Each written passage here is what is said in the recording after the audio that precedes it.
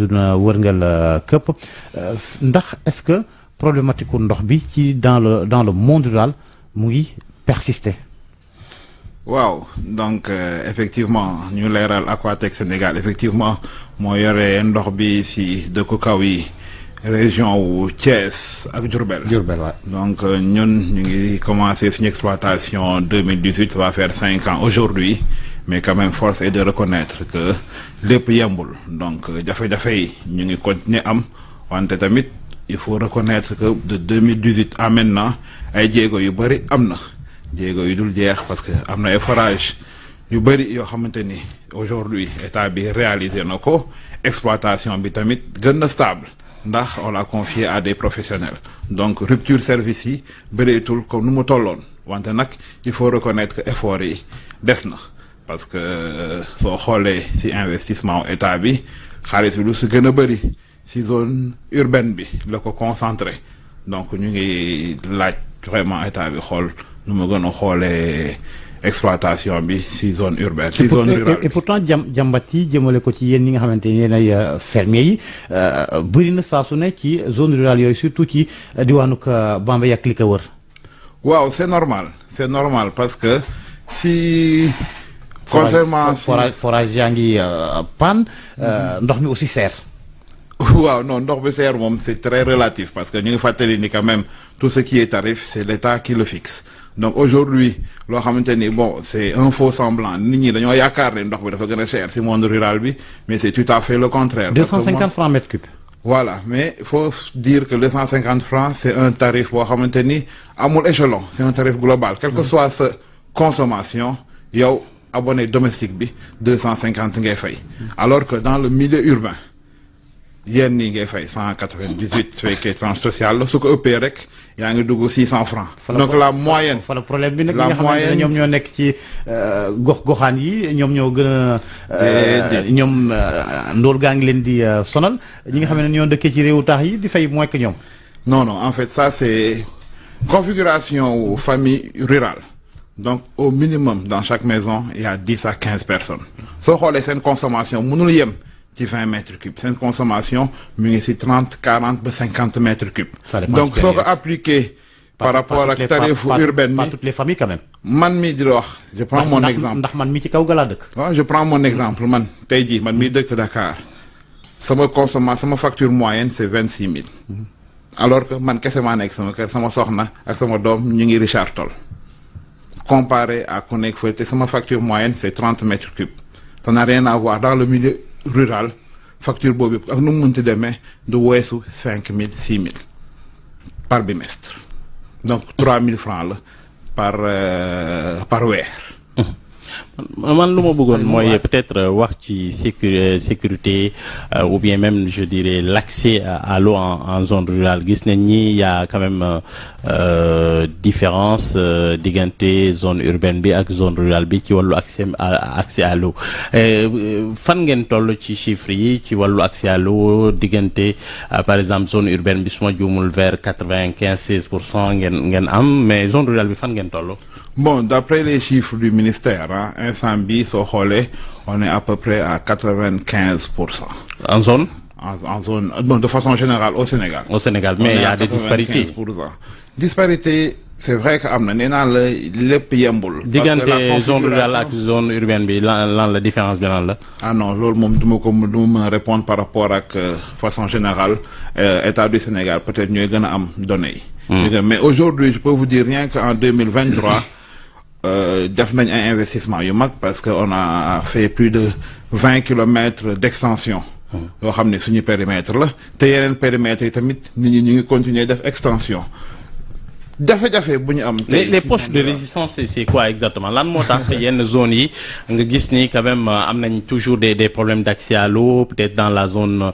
nord c'est vrai peut-être déficit hydrique bi am na yenn zones yi peut-être il faut des infrastructures et puis cette volonté politique là aussi pour permettre yenn villages yi wala yenn en tout cas zones yi localités yi nekk ci réew mi ñu jàppal leen ñu am ndox parce que ñu bari da ngay dégg remontée yooyu ci rajo bi. waaw problème bi nag wax dëgg fa yàlla état mooy doxee noonu on sait que am na ay investissement yoo xam te ni état war na ko defaat pour mu gën a yomb mais tey jii état nu muy fonctionner pour ñu dem wuti xaalis def investissement yi ça prend un certain temps moo tax tey jii ñun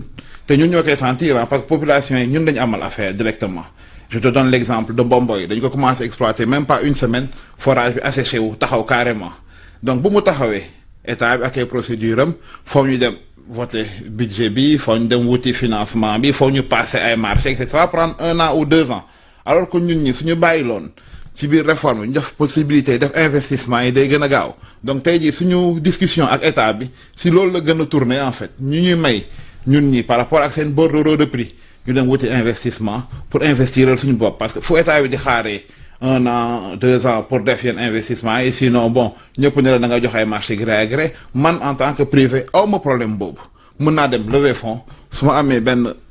stress hydrique si benn coin ma def fa forage de renforcement si ça si donc aujourd'hui état bi mu ngi si disposition yooyu le ministre il a bien entendu wax dëgg fa yàlla suñuy doléance et il a très bien compris aussi que ñu soutenir la dernière fois on a fait la réunion avec le premier ministre te def naa si bés yi di ñëw vous allez voir qu'il y aura quelques aménagements ci réforme bi parce que loolu mooy tax affaire yi gën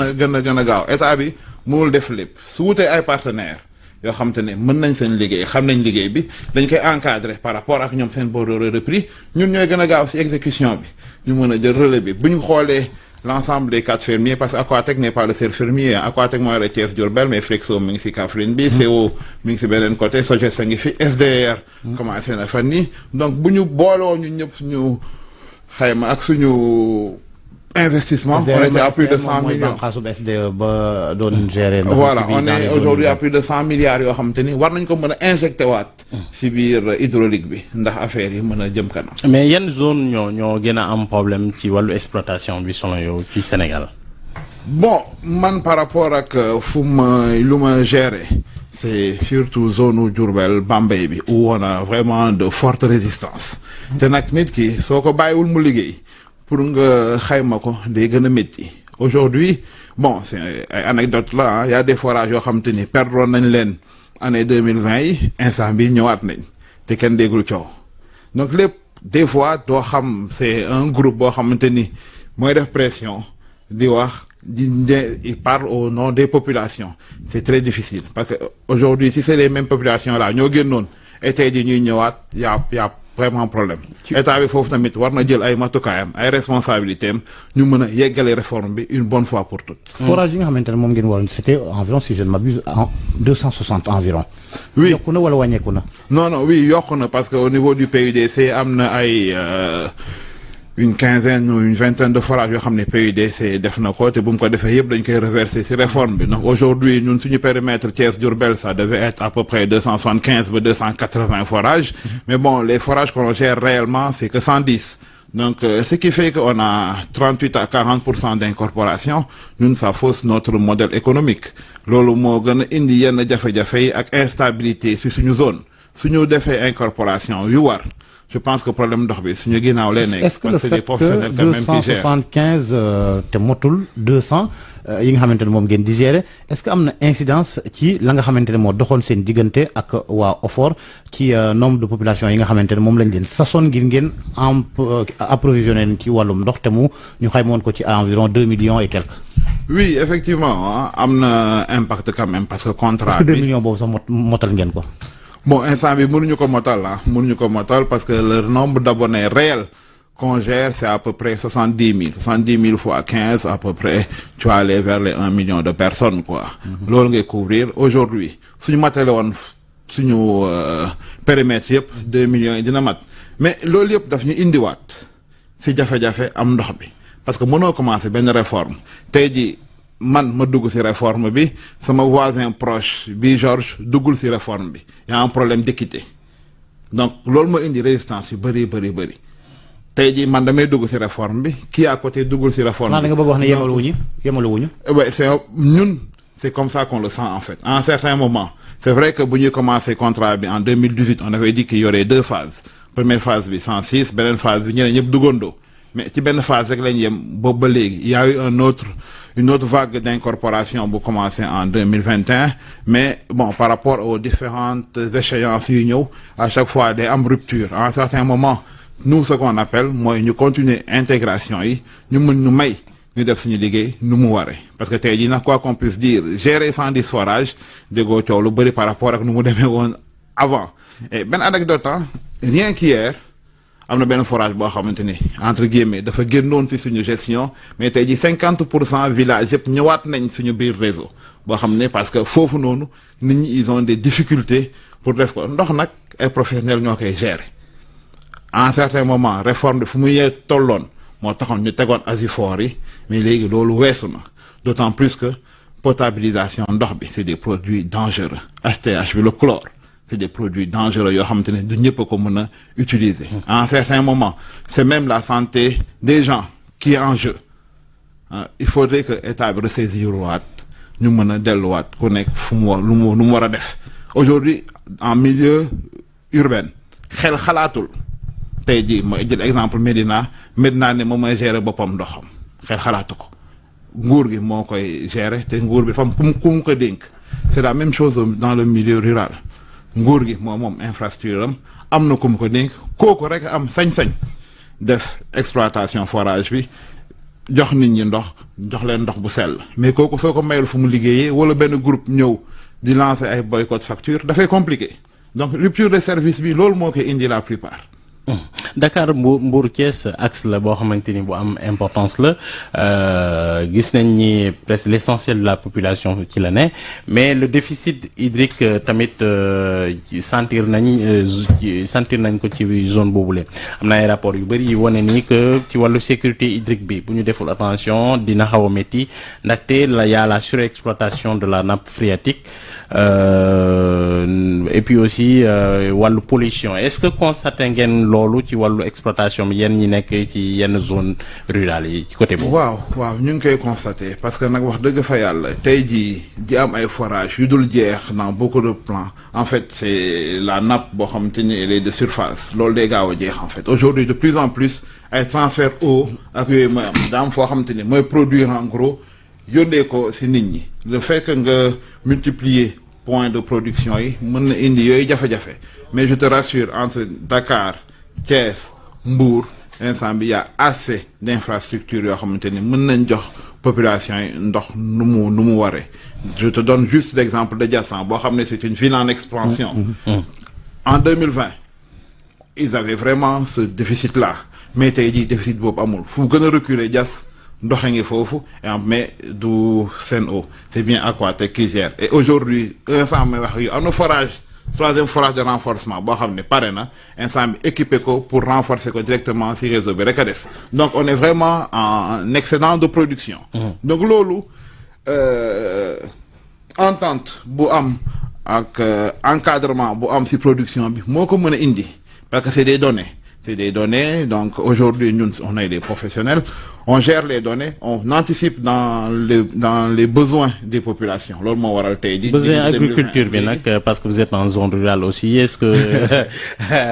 fan ngeen féete waaw c'est une question boo xam te ni je m'attendais à cette question là je rappelle ñun par rapport ak suñu contrat la priorité 1 c'est nit ñi naan 2 jur gi naan ñetteel bi problème agricole doogu ñëw foo xamante ni production bi dafa juste mënoo jox priorité exploitation bi donc aujourd'hui nañ nit ñi naan d'abord su ñi naanee agriculture doog a ñëw mais c'était un exemple pour camper laaj bi mais suñu weesoo am na ay zones yoo xamante ni dans le Taïf Sadio Mbayar ak Badji nit ñi ñu ngi exploiter correctement parce que on a organisé les gens on a organisé les périmètres maraîchers pour suñu commencer exploiter mu bañ a am benn incidence ci nit ñi ñuy naan donc dafa am loo xam ne c'est un dimensionnement parce que yow xam nga looy produire xam nga ne exploitation agricole yi lu ñuy jël ci ndox dafa bari c'est à peu près 3 fois la consommation suñu commencé wee donc c'est un dimensionnement loolu rek mooy permettre nit ñi mën a bay à l'aise et aussi nit ñi mën a naan ci ndox bi. yan relation ngeen am peut-être avec on voit que Sénégal mi ngi def ay efforts yu bari ci wàllu woowule avec l'arrivée je pense de l'usine bi ñu war a exploiter bi war a defar ndoxu géej gi bu intégrer réseau bi y a le lac de Guiers ci beneen côté bi yéen lan la mun a am ci yéen ci wàllu conséquence mun na leen permettre ngeen gën a liggéey jàppale ñeneen ñi wala comment ça va se passer. waaw loolu quand même c'est le futur et c'est vraiment lu ñuy wax loo xamante ni mënta ñàkk parce que tey jii y a des endroits yoo xamante ni y a ce partenariat là entre le fermier rural et le fermier urbain. am na ay points yoo xamante ni comme exemple la jox Mbomboy foofu Sen'Eau mooy ñëw en renfort donc le fait que mu am usine de dessalement d'eau si zone urbaine bi day gën a am impact mais ça permettra instant boobu yeneen forage yi ñu mun leen soulager mais loolu en fait ça appelle une réflexion dès à présent est-ce que réforme bi nu mel ni les continuer wala en plus de la gestion de entre guillemets dëkku kaw yi est-ce que du par région la ñuy jox fermier yi pour ñu gérer. Justement est-ce que yéen yaakaaroon na ne seen marché bi rétrécir avec ces infrastructures yi nga xamante ne ñoom ñooy waaj a ñëw comme usine de dessalement bi ak itam yenn saay ni ñuy naan yenn diwaan yi dañ leen war a raccorder ci réseau Sen'Eau. waaw loolu quand même c'est un débat boo xamante ni am na mais quand même ça a été tranché parce que loo gis c'est un modèle économique su fekkee aujourd'hui lépp loo xam ne commencé na màgg. duñ koy jël reversé ko ci urbain bi dafay déséquilibrer périmètre keneen. Touba par exemple. voilà bon Touba moom nekkul ci benn périmètre. ak li ko wër li ko wër waaw lu wër Touba man maa koy gérer. Aquatech moo koy gérer. lu wër Touba. te Touba di mag ce qui veut dire. mais Touba moom bokkul ci benn périmètre pour l'instant ce n'est ni urbain. ni rural Aquatech géré wu ko Sen'Eau géré. non si je dis Touba c'est tout simplement parce que ñenn ñaa ngi bëgg par exemple ndoxum lac de Guiers bi jëw Touba bu ñu dem sax ba ñu fay ndox te bu ñu demee bay fay ndox itam bu boobaa du nekkati ci seen i registre te Touba na muy màggee yenn diwaan yi nga xam ne ñoo cay ñoo fa nekk. alors la problématique elle est très simple. tey jii quoi qu'on puisse dire Sen'Eau bu ñuy wax mooy fermier urbain bi. si gérer si dëkk kaw yi entre guillemets ay forage lay gérer ñun tey ji ñu ngi gérer forage donc c'est pas un problème aujourd'hui ñun loolu tax ma ne la c'est une réflexion boo xam te ni gars yi war nañ ko anticiper dire que dans le futur est-ce que nañ koy def segmentation urbain ak rural d'autant plus que nag depuis kii communauté rurale amatul non est-ce que tey jii voilà communalisation universelle. voilà communauté rurale amatul est-ce que du c'est par région la ñuy jox nit ñi pour ñu gérer ko mais loolu quand même ce sera des décisions de l'État le moment venu. d'accord léegi bu ñu ñëwaatee ci maraîchage bi Mouhamed Ali Ba doon wax 250 francs pour consommation locale ñi nga xamante ne ñoo di maraîchers yi en quelques secondes jàpp nañ ne ndox mi dafa seer ci ñoom. waaw mais ma corriger maraîchers yi c'est 200 francs le mètre cube. 200 francs waaw mais dañoo jàpp ne dafa seer ci ñoom. waaw mais xam nga loolu nag moom état boo xam te ni moom mooy réguler mooy wax moom mooy consommation domestique bi laay wax waaw domestique yi c'est 250 aujourd'hui suñu jàppee ni dafa cher état du Sénégal rek moom mën a def ay calculam ne prix bi kon xaaral ma wàññi ko mais tey jii prix yi war na mën a gën a wàññi ko parce que ndox lan moo koy produire c'est de l'énergie électricité bi moo koy jëlee ci suuf wala gasoil et cetera su intrants yi wàññeekoo rek day wàññeeku nag aujourd'hui ñun ñu ngi woote pour def solarisation site yi. carburant gars yi nee nañ la ma ñàkk bëri na de. non carburant bi mu ngi ñuy bëgg a rey ñun tey jii presque man sama chéquier bi yëpp moom Total la ak Senelec foofu rek la sama xaalis bi donc su ñu permettre tey jii ñu avancer si solarisation yi ça permettra de maintenir les coûts fu ñu toll nii. jërëjëf François Niabali directeur général bu Aquatech Sénégal jërëjëf Mouhamed Ali Mba mi mu àndaloon ci waxtaan wi tey ñuy célébrer journée mondiale de l'eau ziar ak nuyu suñu mbokk yi ca TFM ñu yendoog jàmm. merci beaucoup Georges Déthié Diop Mouhamed Ali Mouba di leen ñaanal kenn dal ak jàmm ak programme rajo Futurs Médias 8h jot nañu dellu si ci ñaareelu pàcc info matin ci kanam incha allah am na benn document bu ñu leen nar a jagleel waxtaan bu ñu seq ak coach Malick Daf bu U20 maanaam xale yi nga